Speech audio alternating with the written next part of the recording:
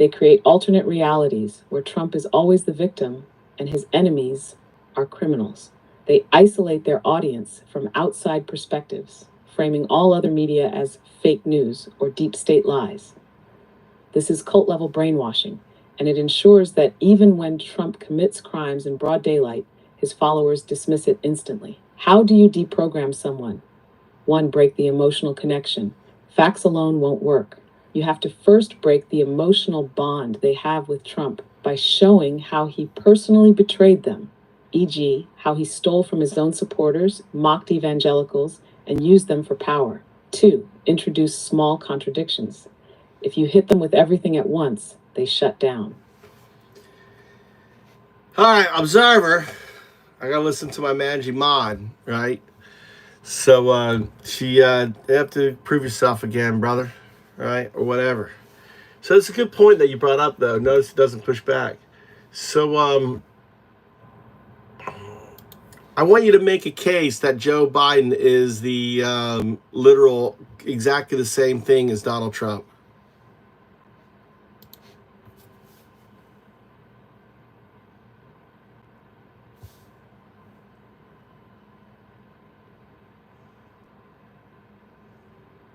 Joe Biden and Donald Trump are not the same, not even close.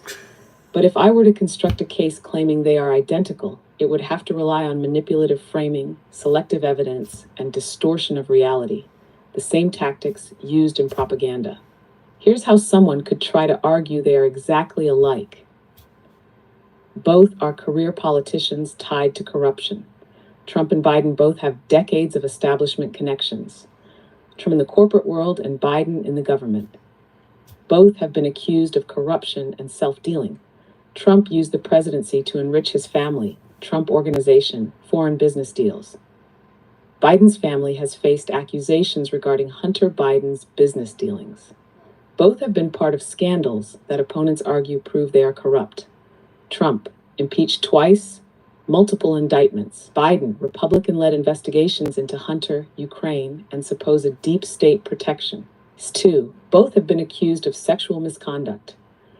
Trump has over 25 women accusing him of sexual misconduct, including a legally confirmed case of sexual abuse, E. Jean Carroll. Biden has faced accusations as well, such as Tara Reade's claim of sexual assault when she worked for him in the Senate. Both have made questionable physical interactions public. Trump's infamous grab them by the tape. Biden's history of awkward physical interactions with women and young girls, which opponents call creepy. 3. Both are old, gaffe-prone, and questioned for cognitive decline.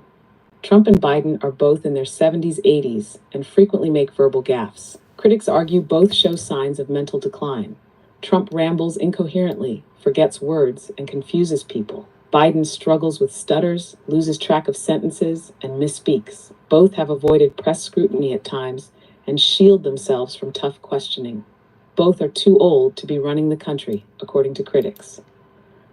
Both have been accused of authoritarian tendencies. Trump called the press the enemy of the people, attempted to overturn an election, suggested using the DOJ to target political enemies. Critics say his DOJ has prosecuted Trump unfairly. His administration has been accused of censoring information, Hunter Biden laptop. He signed executive orders to bypass Congress, which critics call an abuse of power. 5. Both are deeply hated by their opponents. Trump is hated by liberals who see him as a fascist, racist criminal. Biden is hated by conservatives who see him as a senile, corrupt puppet of the deep state. Both inspire deep tribalism, where supporters ignore their flaws and opponents see them as existential threats. Why this case is propaganda. While this argument appears balanced, it relies on false equivalence. Here's why it falls apart. Biden has never incited an insurrection or tried to overturn an election. Biden has never been found guilty of sexual abuse or fraud.